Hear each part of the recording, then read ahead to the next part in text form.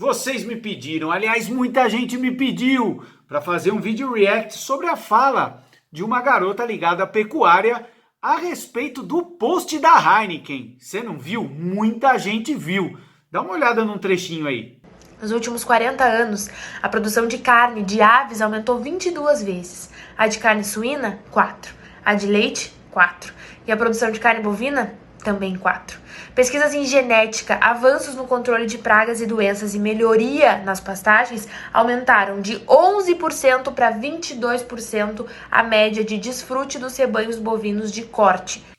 Cá pra nós, ó, posso dizer aqui entre nós? Sempre falaram que a gente é fresco, que vegano é fresco e tal. Eu achei que eles foram... Bom, vamos lá. Vídeo react começando agora, aliás, depois da vinheta. Eu sou o Ricardo Laurino e você está no Momento Veg.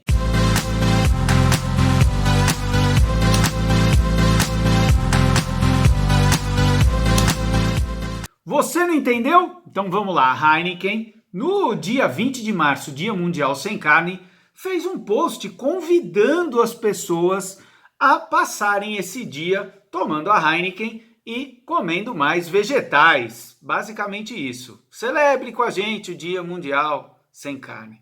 Mas isso, não pode.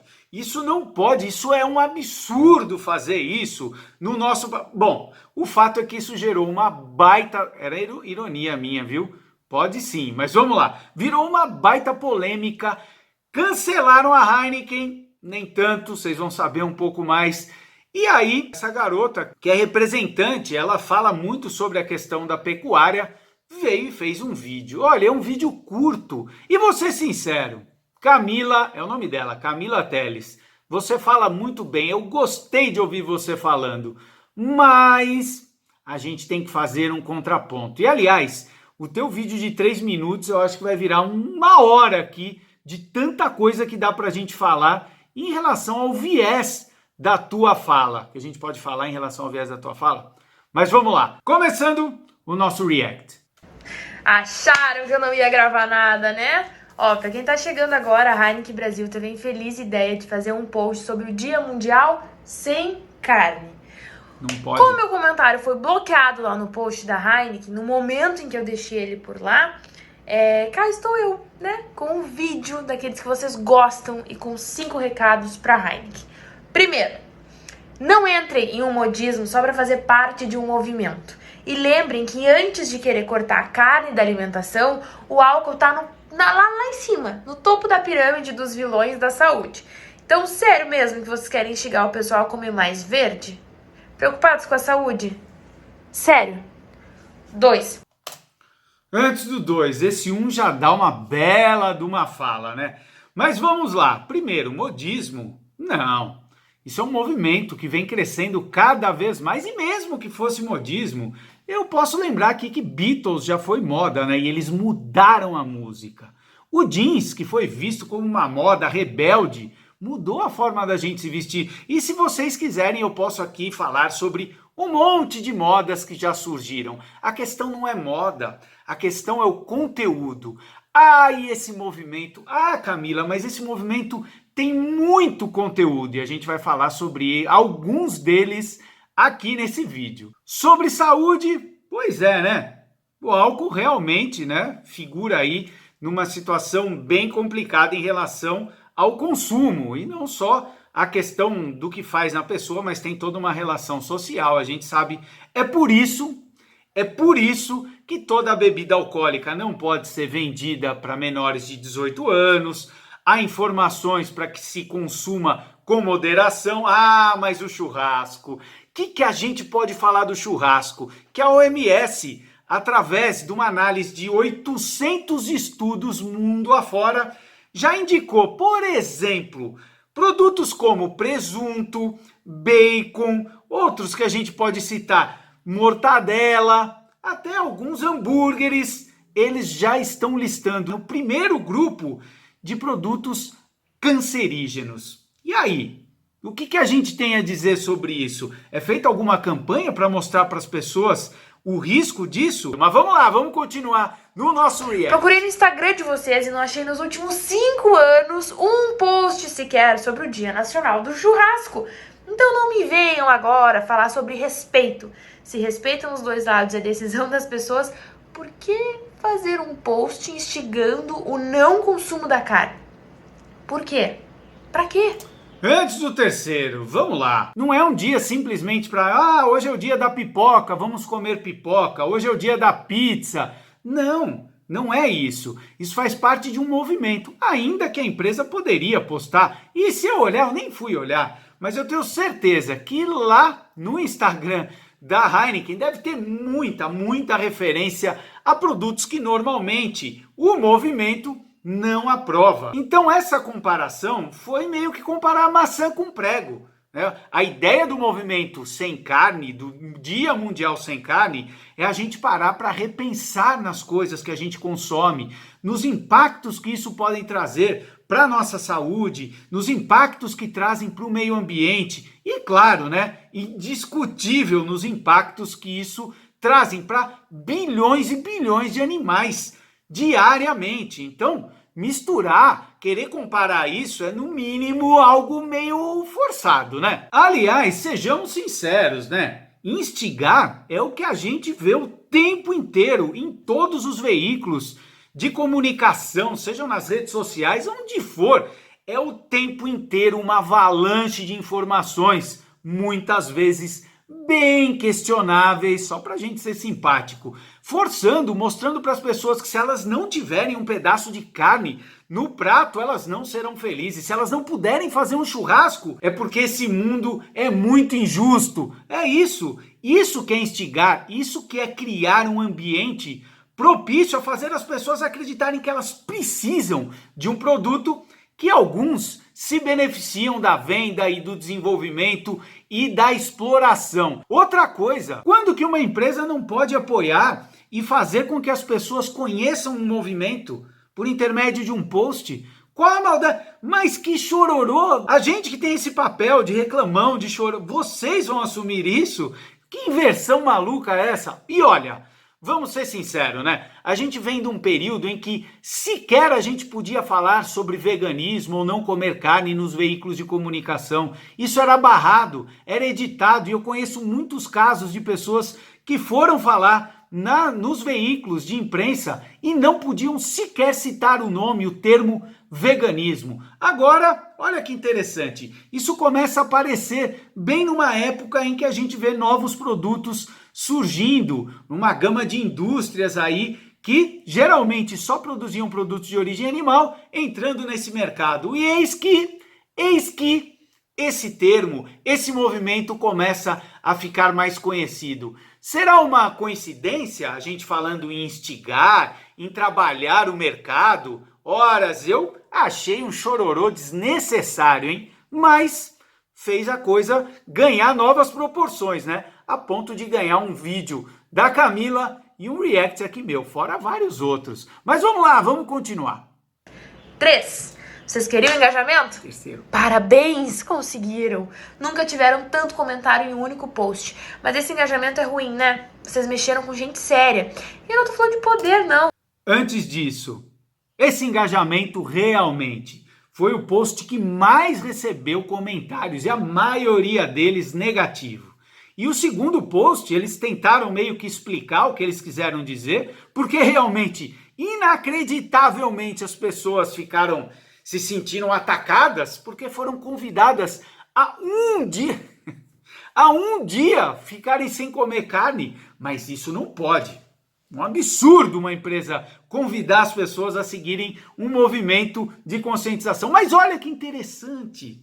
Vamos lá, Camila disse que nos últimos 5 anos nenhum post recebeu tantos comentários, mas foi negativo, né? Vamos pensar, a Heineken tem em torno de 600 a 700 mil seguidores e ela foi olhar em 5 anos os últimos posts, segundo ela mesma, e nunca viu tanto engajamento. Pois é, nesse post, nesse dia, a Heineken ganhou 5 mil novos seguidores. É só fazer um cálculo rápido do que aconteceria se em cada post a Heineken ganhasse 5 mil novos seguidores. Eles tiveram lá os seus probleminhas, devem estar recebendo ainda muita reclamação, com certeza estão. Mas não foi de todo mal não, hein? 5.000 seguidores numa postagem é difícil. Mas vamos lá, vamos continuar que ainda estamos no terceiro. Eu não tô falando de poder, não. Vocês mexeram com trabalhadores que lutam todos os dias pelo que acreditam e que por muitas vezes chegaram em casa e abriram o quê? Uma Heineken para relaxar. Pecuaristas do Brasil inteiro, um dos principais públicos de vocês. 4. Antes do quarto, foi meio populista, né? Foi quase uma... Esse negócio de falar que mexeu com pessoa séria. Primeiro, né, deu aquela impressão, até deu quase que um cutucãozinho de que, mexeu com gente séria. Eu não tô falando de poder não, mas eu falo, sim, tem muito poder. Tem muito jogo de poder envolvido e a gente sabe, Camila, a gente vê o que acontece nesse nosso ambiente da pecuária, a gente sabe muito bem, mas independente disso, eu não vejo isso como algo negativo. O poder, a gente pode sim trabalhá-lo para modificar, para termos novas visões, inclusive de como exercer esse poder. E eu acho que as pessoas que estão envolvidas, estão inseridas nesse contexto da pecuária, estão por uma herança cultural, e a gente vai falar sobre isso também, e que podem mudar por intermédio, às vezes, de campanhas, de conscientização, como essa que existe do Dia Mundial Sem Carne e que muitas empresas abraçaram e que a imprensa, de modo geral, também cobriu. É natural. Agora, falar sobre o trabalhador, falar sobre esse ambiente, aí sim foi populista. Eu digo por quê? Porque trabalhador, aquilo que ele acredita, sim, existem pessoas que fazem, né, e participam disso, mas muitos, Camila, muitos dos trabalhadores que estão nessa indústria, que estão nesse setor, é por falta de oportunidade. Nós vivemos num país onde as pessoas têm muito pouca oportunidade e aí são levadas a indústrias, a setores que a gente sabe muito bem como lidam com essa situação, com essa precariedade que a gente tem aqui no nosso país. E a gente não deve esquecer não, que o setor da pecuária é o campeão em trabalhos análogos à escravidão, segundo vários institutos que trabalham buscando essas informações e denunciando isso. Outra coisa, segundo vários relatórios, eu vou colocar alguns aqui na descrição do vídeo, é um dos setores que mais lida com problemas psicológicos de trabalhadores, claro, porque não deve ser fácil. Você que está assistindo aí, talvez quem já está inserido esteja acostumado, mas imagina você trabalhando diariamente com a morte e exploração de milhares e milhares de animais. Como é que você lidaria com isso? Eu digo, eu já conversei com algumas pessoas que mudaram a forma de ver e que hoje enxergam o estresse que era lidar com esse ambiente. Mas não é só isso não, é bom a gente lembrar que durante essa pandemia tivemos quebra de produção em vários países. E o que a gente teve aqui no nosso país, foi um enorme esforço para manter a produção. Em algumas cidades, metade dos casos de coronavírus surgiram nos frigoríficos, porque as jornadas extenuantes e a tentativa de fazer com que a carne fosse exportada a preços muito maiores, sim, né? A gente percebe que cresceu muito também por conta do nível de exportação desses produtos que saíram aqui do Brasil para mercados que cessaram, que seguraram a produção exatamente por conta do que estava acontecendo com o coronavírus. E isso é que faz com que se respeite ainda mais esses trabalhadores. O Brasil se tornou o maior mercado de vocês no mundo, né? O Brasil é massa, né? Sabe o que é gigante aqui no Brasil também? Pelo jeito vocês ainda não entenderam? A agropecuária. E eu nem tô falando só dos números. Eu tô falando da adoção de tecnologias na pecuária que proporcionou a modernização do setor com o incremento da produção e da produtividade. E, é claro, em bases sustentáveis. Mas vocês não querem falar sobre isso. Querem falar sobre números, né? Vendas. Então vamos lá. Pera lá. Não entendi esse quarto. Sim, a agropecuária é muito forte aqui no Brasil. Ela é tão forte que ela não deveria se sentir tão magoada por um convite como a Heineken fez. E me pareceu, né, um discurso dizendo vocês são de fora, vocês não entendem. Não sei, me parece que é um discurso que não tem nada a ver. Mesmo porque a nossa pecuária é tão forte que nós temos marcas aí pelo mundo brigando para serem líderes, com empresas, com plantas fora do Brasil.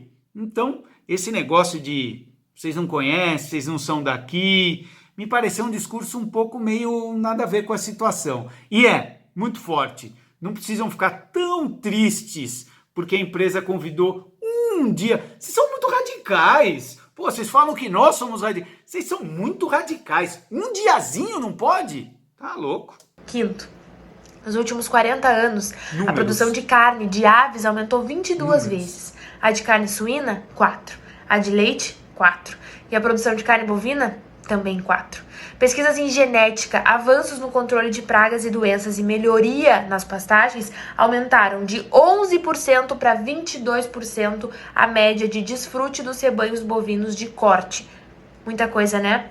Beleza, eu vou resumir. Vocês não são uma marca brasileira. Ela reforçou a marca brasileira. Mas antes, vamos lá. Nisso, eu concordo demais com a Camila, demais. Números. É isso, são números. A Heineken deve pensar na venda da cerveja dela. Tudo bem, né? É um negócio, mas a pecuária também. E você viu?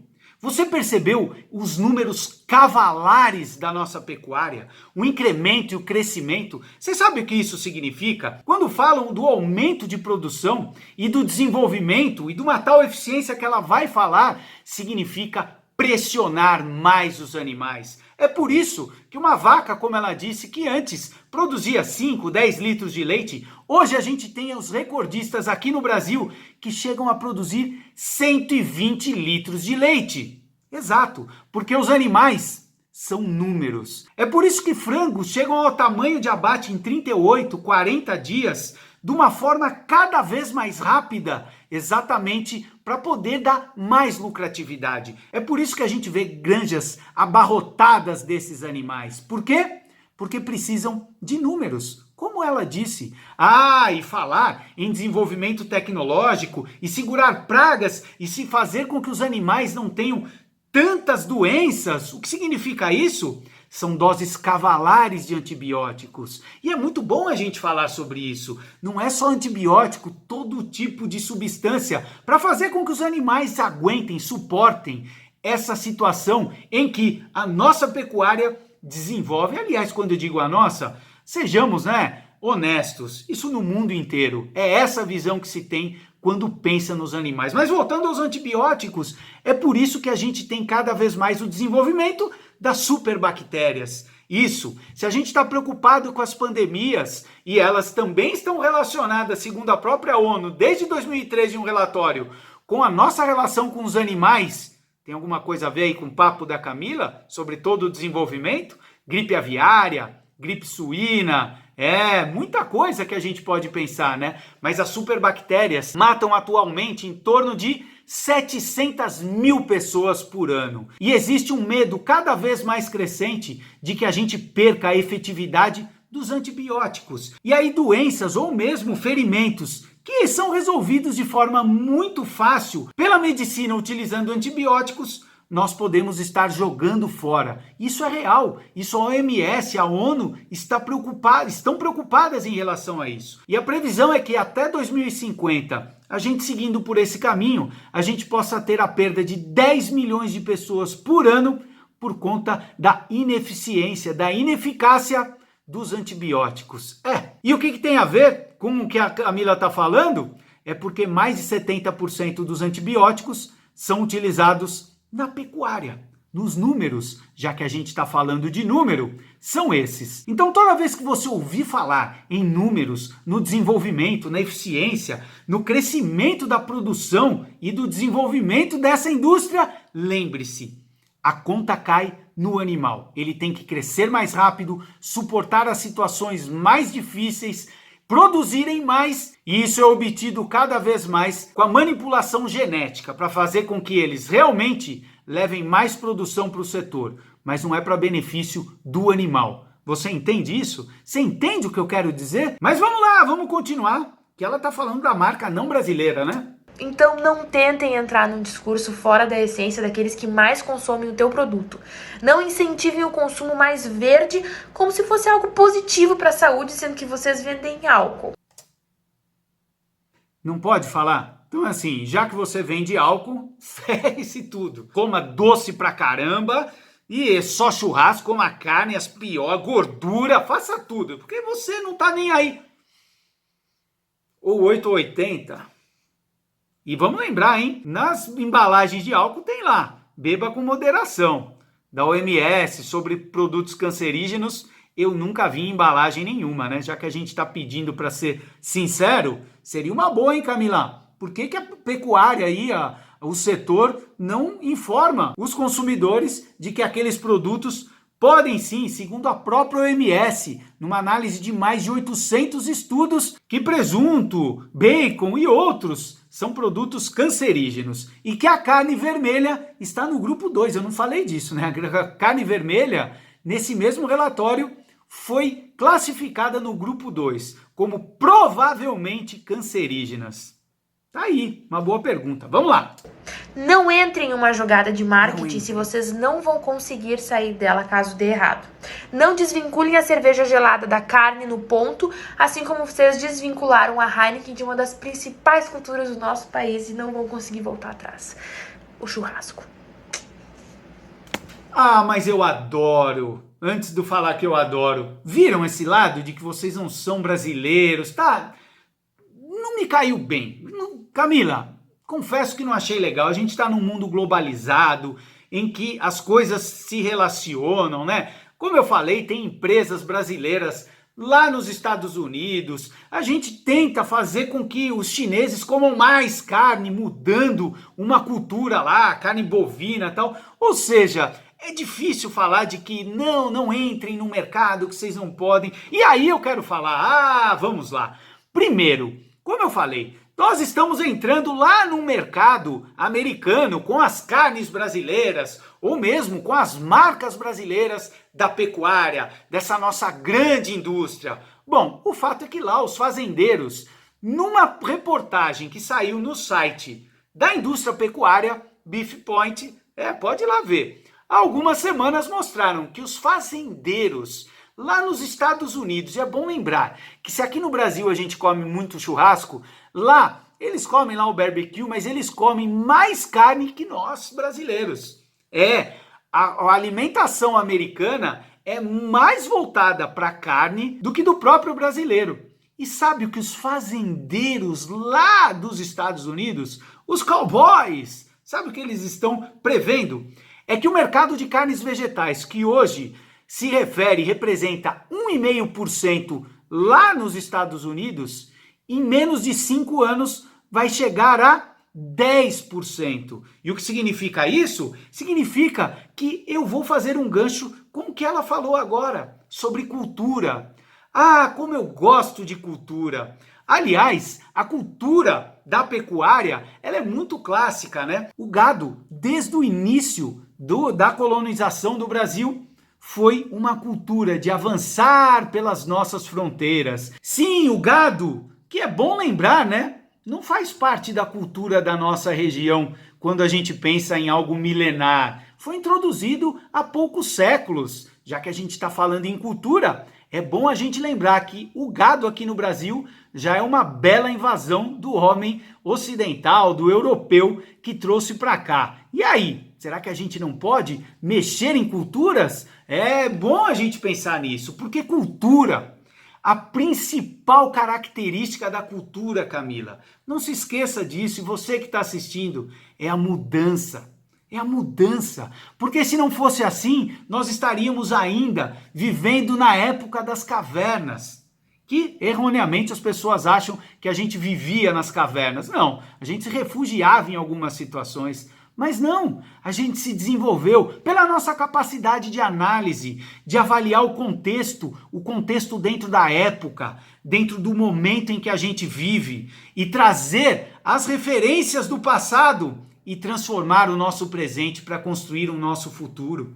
É isso, não tem nada mais relevante na cultura do que a mudança. Relutar essa realidade humana é relutar contra a nossa essência, que essa sim é muito mais forte do que qualquer cultura, seja ela atual ou seja ela perdida na história, que aliás, se a gente for buscar, a gente vai encontrar diversas culturas perdidas, porque a cultura do ser humano é a mudança. E eu não podia esquecer de falar que tanto se falou em eficiência e outra cultura que está enraizada na pecuária, na produção de produtos de origem animal, é a ineficiência. Você pode melhorar o seu nado, mas você nunca vai conseguir se locomover mais rápido dentro da água do que na terra. Você vai sempre ser mais ágil, se quiser, é claro. E o fato é que a pecuária, como essência, tem como ideia alimentar animais que vão gastar energia e essa energia gasta, não volta como alimento para os seres humanos. É por isso que um boi consome em torno de 10 calorias e devolve apenas 1 caloria em forma de alimento. Ou se a gente pegar um porco, nós teremos de 5 a 7 calorias sendo consumidas para devolver apenas 1 caloria. E frangos de 5 a 3, isso depende da tal eficiência, para devolver apenas 1 caloria. Percebem? Percebem como é ineficiente em essência? E se você pensou, não, mas os bois estão no pasto, é bom lembrar que em 2018, na Science, uma das revistas referência em relação à ciência, publicou um estudo mostrando que em torno de 80% das terras aráveis, ou seja, que são passíveis de serem plantadas, estão sob a pata dos animais do setor de produção de produtos de origem animal. E o que isso significa é que em torno de 20% ou menos das calorias consumidas por humanos vem desse setor. Isso é eficiência? Fica aí a pergunta. Como eu falei, 3 minutos que foram longos, porque em pouco tempo ela citou várias coisas que, se a gente não pontua, acabam ficando meio nebulosas. Aliás, eu tinha muito mais coisa anotada aqui e eu tive que ir pulando. Mas o fato é que eu quero terminar dizendo que a gente não pode, de maneira alguma, criar uma espécie de ludismo do século XXI contra a criação de uma nova cultura alimentar. Não dá, simplesmente não dá para sair quebrando as empresas que de repente, ou as máquinas que estão criando as carnes vegetais, ou os laboratórios que vão fazer o Brasil ficar com essa pecuária aí bem gasgadinha, já que estão criando carne em laboratório. Mas a gente não quer deixar que isso aconteça. Ao invés da gente se desenvolver, como eu falei, cria-se uma ideia de boicote, uma ideia de uma guerra, e que na verdade nada mais é do que um desenvolvimento natural, por intermédio de um questionamento e de uma forma diferente, de uma visão crítica em relação ao que a gente coloca no prato. Já que é possível sim a gente alimentar bilhões de pessoas, aliás, é possível não, é muito mais possível, porque é muito mais eficiente, além de criar empregos, trabalho para todos e uma alimentação em que a gente respeita mais o nosso meio ambiente e, claro, em que os animais não sejam explorados e mortos aos bilhões, como atualmente a gente vê acontecer. É isso aí. Então, Heineken, obrigado por ter criado essa grande polêmica. Com certeza, esse assunto cada vez mais ganha projeção. E no fim, a gente acaba mostrando que lá no fundo, o futuro, o futuro é vegano. É isso aí, gente. Até o próximo vídeo. Espero que você tenha gostado. Deixa seu comentário. E eu não posso deixar de falar. Como fala bem essa Camila, hein? Parabéns, Camila. Tô só imaginando aqui quando é que você vai virar vegana. Tô pedindo muito, né? Mas fica aí o convite. Um dia só, que tal? Não faz mal, né? Valeu, gente.